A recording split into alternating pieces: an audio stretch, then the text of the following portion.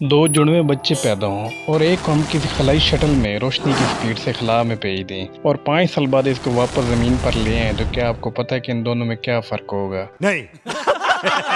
चलें आपको बताते हैं। सबसे पहले हम ये बताते चलते हैं कि जिस चीज़ की रफ्तार जितनी तेज़ होगी, इसके लिए वक्त इतना आहिस्ता चलेगा। जुड़वा बच्चों में से एक बच्चे को अगर हम स्पीड ऑफ लाइट के 99.9% स्पीड पर खला में भेजेंगे, तो इसके लिए वक्त हमारी ज़मीन के हिसाब से 4.54% तक आहिस्ता हो जाएगा। उसकी घड़ी उसके हिसाब से तो ठीक चल रही होगी, लेकिन हमारी घड़ी के हिसाब से 4.54% तक आहिस्ता हो जाएगी। खला में तकरीबन रोशनी की स्पीड से भेजे जाने वाले इस बच्चे को इस चीज़ का एहसास नहीं होगा। जब हम इस बच्चे को 5 साल बाद वापस ज़मीन पर लाएंगे, तो हैरत अंगेज तौर पर ये बच्चा तो 5 साल का होगा, लेकिन ज़मीन पर मौजूद इसका जुड़वा भाई 110 साल का हो चुका होगा। ऐसा इस वजह से होता है कि जो चीज़ रोशनी की रफ्तार के तकरीबन बराबर सफ़र करती है, इसके लिए वक्त आहिस्ता हो जाता है। इसको टाइम डायलेशन कहते हैं।